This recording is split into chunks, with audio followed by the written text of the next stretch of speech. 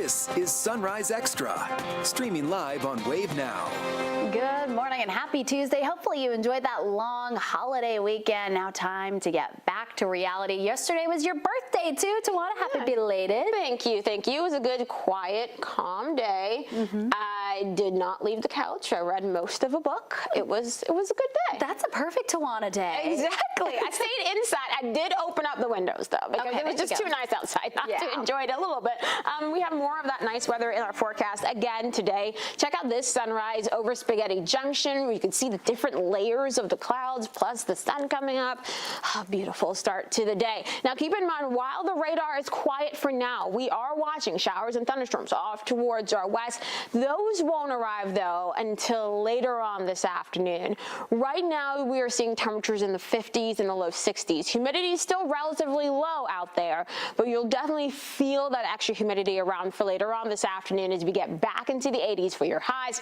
And we watch for more of those showers and thunderstorms gradually coming our way. So a lot to watch for the second half of the day in terms of those rain chances. We'll see some of our best rain chances towards that 5 to 9 p.m. time frame for those of you along and south of 64 before we dry out overnight into early tomorrow. Olivia.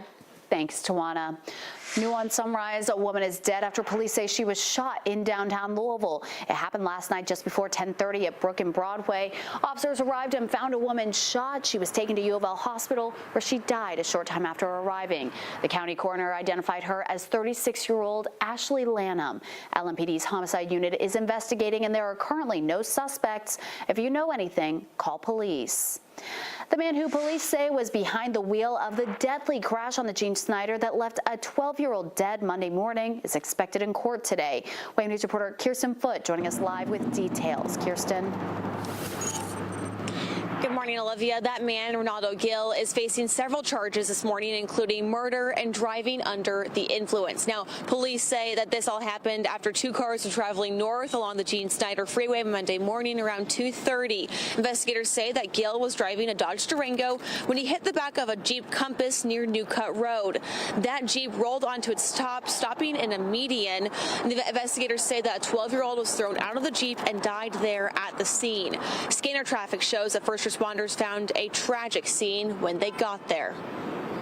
I have a young has been stuck under the rear passenger tire of the vehicle, and I got a female in the ditch. The 12-year-old's mother and a baby were also in that Jeep, and at last update, police said that they're in the hospital with life-threatening injuries.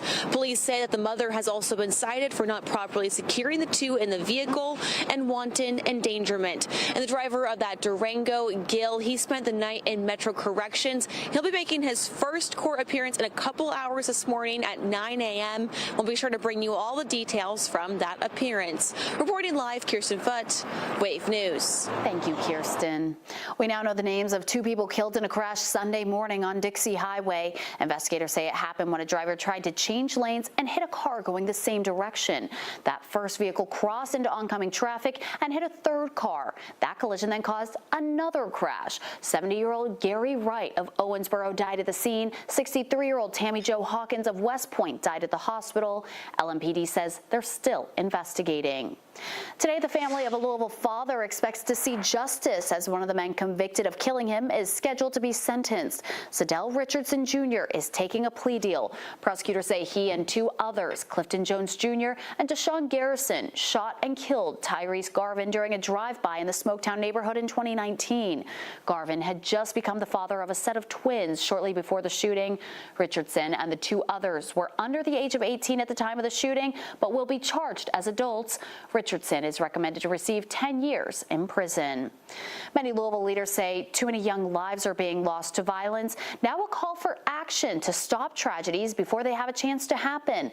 Wave News reporter Rob Wells is joining us now with a closer look. Rob. Olivia, good morning. Youth advocates here in Louisville say that it's vital to communicate with kids and teens to understand what they're dealing with both at home, school, and step in and offer help and guidance before a situation ever escalates to violence and another life lost. It is not only an issue here, but nationwide. The Centers for Disease Control is saying that youth Youth violence is a type of community impact that affects young people and limits opportunities to thrive. The CDC urging adults learn about the links between children's experiences with violence as well as their health. They advise to also talk with young people about violence and just simply ask how you can support them. And always, they say, reach out to local programs to learn about effective parenting practices. They don't understand the magnitude of the consequences behind it. And that is kind of across the board, from families becoming victims and survivors, and equally their own families who are suffering because of the act that they have been alleged to have committed. Health advocates from the CDC also suggest that communities make mentoring, apprenticeship, and leadership programs more available. Collaborate with health departments, local businesses, and other partners to design and promote healthy and safe neighborhoods. And while violent crime overall has dipped, data from the Louisville Gun Violence Dashboard shows that through June, July, and August, 5 kids were killed, another 15 were hurt in shootings. Olivia? Thank you, Rob. The Omni Hotel hopes to turn property near their hotel into a pickleball destination, but not everyone supports the plan. This morning, the Louisville Historical League will hold a press conference at the Oddfellows building, which the hotel is proposing to redevelop into a pickleball complex. The group has previously pushed back on plans to tear down the building between 2nd and 3rd Street back in 2021. The Omni plans to build a pickleball entertainment venue that will include 4 indoor and 4 outdoor pickleball courts at the site. The Omni's plans say the space will be open to the public and serve as an amenity to hotel guests. The plans are still being considered by the city's Codes and Regulation Department. Today's press conference starts at 11 o'clock this morning. After years of back and forth negotiating, Clarksville and its town's police officers could have a new contract. They hope to vote on one at tonight's town council meeting. A union representing Clarksville police officers says a new unofficial agreement on a 3-year contract has been drafted.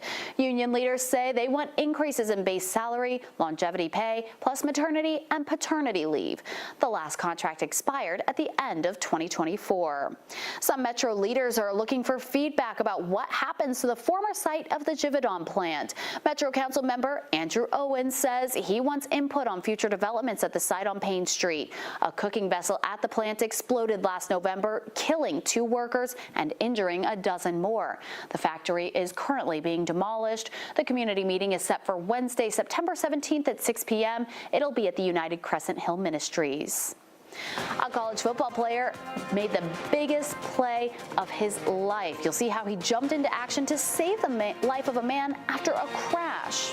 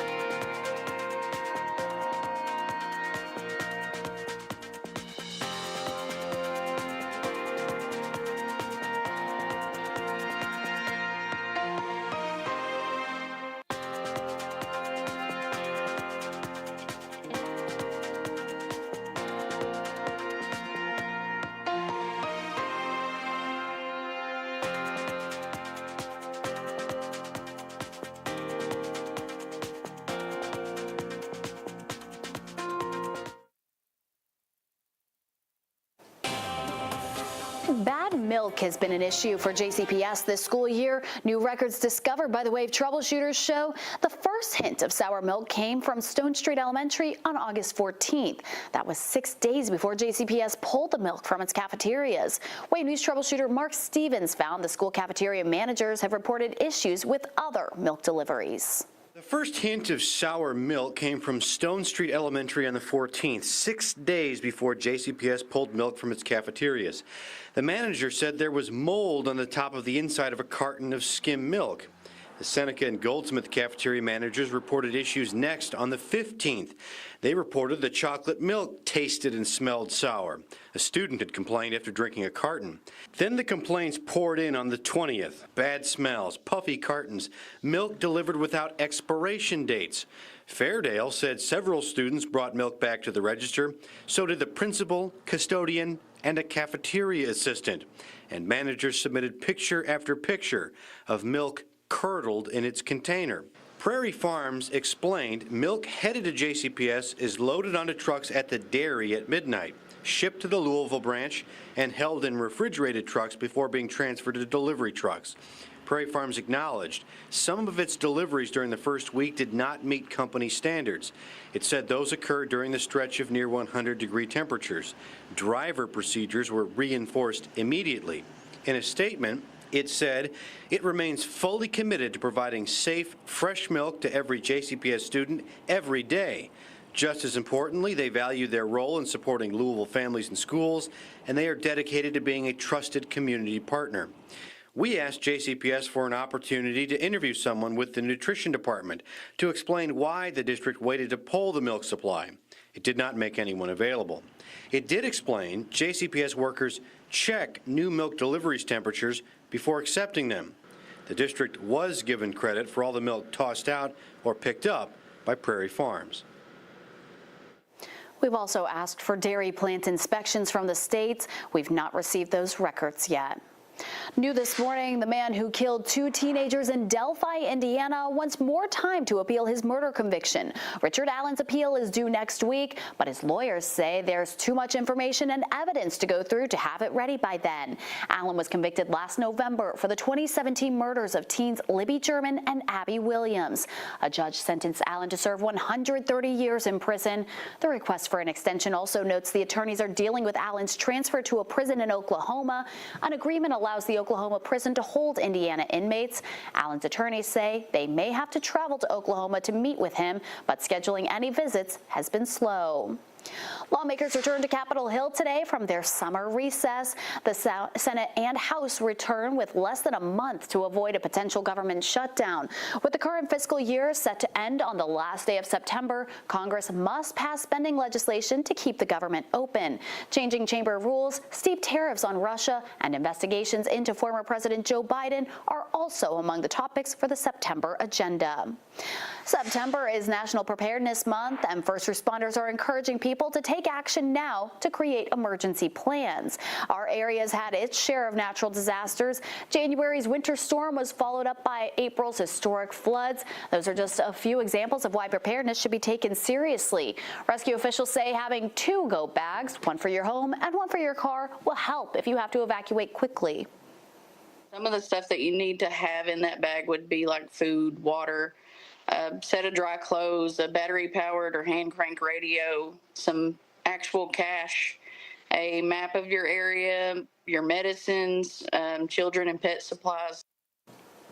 Officials say it's also important to have a family emergency plan. It includes establishing meeting points, assigning responsibilities, and practicing evacuation routes. But right now, things are calm in the weather world, actually really pleasant out there these days. Yeah, it is very quiet. And hey, with the quiet weather, now is a good time to make sure that you have that emergency plan in place for you and your family or even your workplace, because, hey, we're getting into the fall months and we do have that fall severe weather season that we have to keep an eye eye on. But thankfully, right now, things are quiet. We still have this area of low pressure and front off towards our southwest, some showers, some clouds along with it. But we are keeping an eye on these mid to upper level clouds showing up in our area. The rain, not here just yet, but at least, I gotta step out of the way for this. This is just too pretty. This is the sunrise right now that we are seeing from downtown Louisville. As we look off towards the east, you can clearly see those varying layers of clouds, the sun now over the horizon. A gorgeous way to start off your Tuesday. I know coming back after a holiday it ain't easy, but maybe the sunrise will help you a little bit there. And the temperature is not too shabby either. Upper 50s and low 60s across most of the region, seeing 54 degrees in Seymour, Bedford, and North Vernon, 63 for those of you in Campbellsville, and 65 at the airport in Louisville. Over the next 12 hours, we will end right back into the low to mid 80s for your afternoon highs. So more of that warm weather coming our way, and many of us will get to just enjoy the warm weather and the sunshine today, while others will have to watch for some showers and thunderstorms. So through the morning, we'll see that mix of sun and clouds. Once we get into the afternoon, that is when we'll get more of those showers and thunderstorms firing up across the region, some of which can produce some locally heavy rainfall. That same rainfall will start to fade once the sun goes down. So that means once we get into early tomorrow morning, things will be a lot calmer and quieter across the region. Now, with the clearing skies overnight, we could see some areas of patchy fog, especially for those of you who get a little bit of that rain for today. Once we head into tonight, we're talking 50s and low 60s for your lows yet again. And then for tomorrow, most of the day will be quiet. We are going to see highs back into the low to mid 80s on Wednesday, watching for an isolated rain chance here and there as we head through the morning and afternoon. So as I mentioned, a little bit of patchy fog possible for your Wednesday morning. We get into the afternoon, we see an isolated rain chance, mainly along and east of I-65. Then we'll be quiet through your Wednesday evening and Wednesday night before a front pushes our way for very early on Thursday morning. Between today and tomorrow, we can get anywhere from 1/10 of an inch to an inch of rain, just depending on how many rounds of thunderstorms you see in your area. Here's that front moving our way on Thursday, bringing some more of those showers and thunderstorms for the first half of Thursday. By Thursday night, we should be drier, even with clearer skies across the region. And then on Friday, most of the daytime hours quiet. But then Friday night into Saturday morning is when another front arrives, bringing some more of those showers and thunderstorms back into our forecast. Now, once that front moves out pretty early on Saturday, we do have a quiet weekend showing up across the region with highs in the 70s for both Saturday and Sunday. Then we get further into next week, we'll be dealing with some more of those low 80s and some more of the showers and thunderstorms. Now, notice in between each round of fronts and rainfall, you'll see temperatures bouncing up and down between the 70s and 80s over the next 10 days. All right, thanks, Tawana. An act of heroism and bravery caught on camera. An Army football player and his father saved a man from a crashed vehicle just before it burst into flames. This happened in New York State on Sunday after the vehicle crashed into a utility pole. The video shows Army football player Larry Pickett Jr. and his father jump into action to carry that driver to safety. And moments later, the vehicle became engulfed in flames. I was just thinking, I'm just grateful that we got him out, honestly. Because I really don't think that anybody else was, because when we pulled up, there was already somebody standing there, but they saw the electric wire, and I don't think that they wanted to go get him. Incredible there. The father and son even stayed with the driver while he was treated by medical personnel. Well, a historic Powerball jackpot only growing. We'll tell you how much it's jumping to after there were no major winners last night.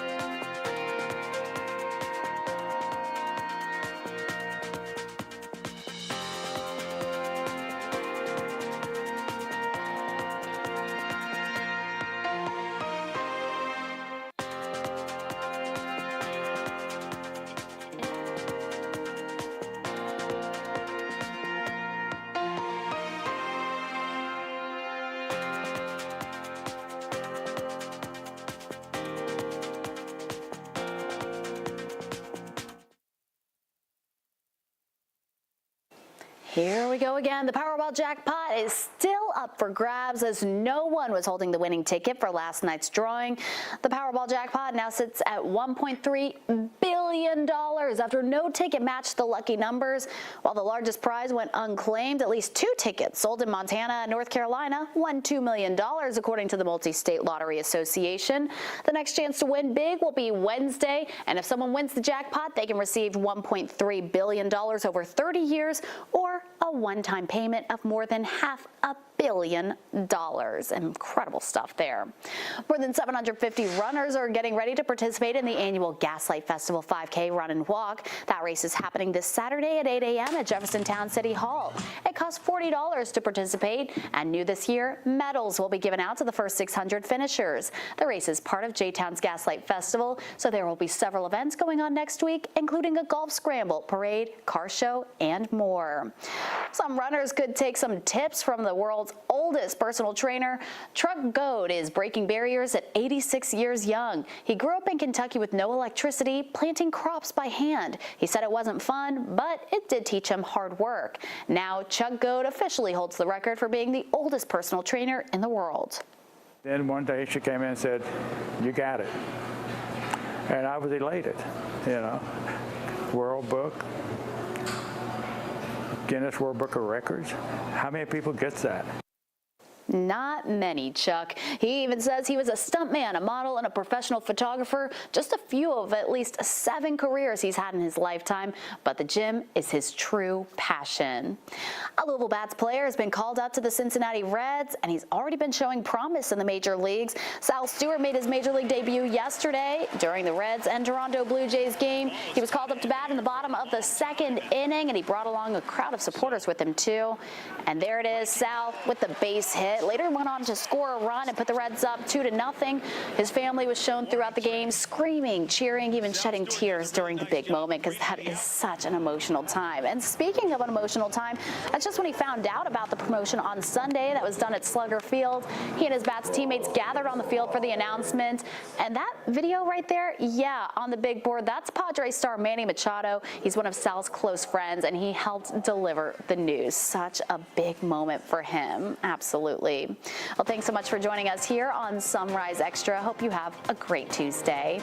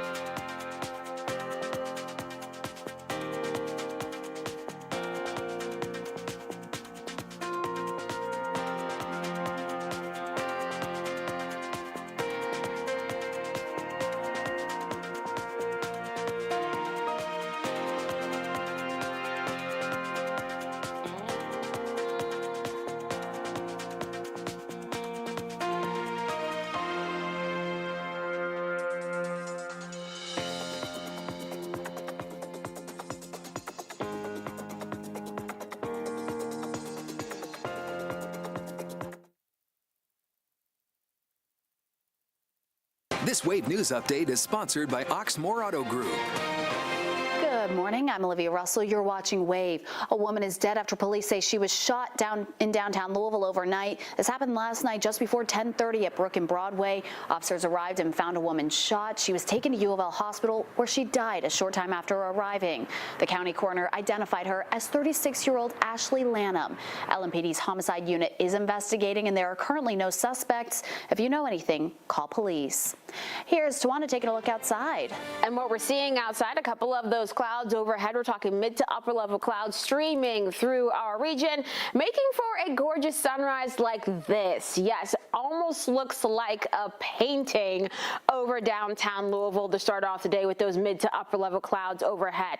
Your temperatures not too shabby either. We're seeing upper 50s and low 60s across most of the region. But once you get into the afternoon, we're talking low to mid 80s for your highs, so right around average for this time of the year as we gradually add in some of these showers and thunderstorms. So watch rain chances going up after lunch. We'll keep those scattered storms through your evening commute and into tonight. But by the time we get into early tomorrow morning, we should be drier in most spots as temperatures return to the 50s and low 60s. We do have a few more rounds of rain coming our way for Wednesday into Thursday and again Friday night into early Saturday morning. Rob. Oh, Tawana, thanks so much for the update. Pretty much smooth sailing so far this morning if you're heading back to work and school after hopefully a relaxing and long 3-day weekend. We do have one incident to tell you about. This is 65 North, the I-264 connector. We have a report of a 2-car crash in that area. Again, that's 65 North to I-264, 2-vehicle crash. Give those investigators a lot of extra space if you're heading out through that area. Otherwise, make it a great Monday morning.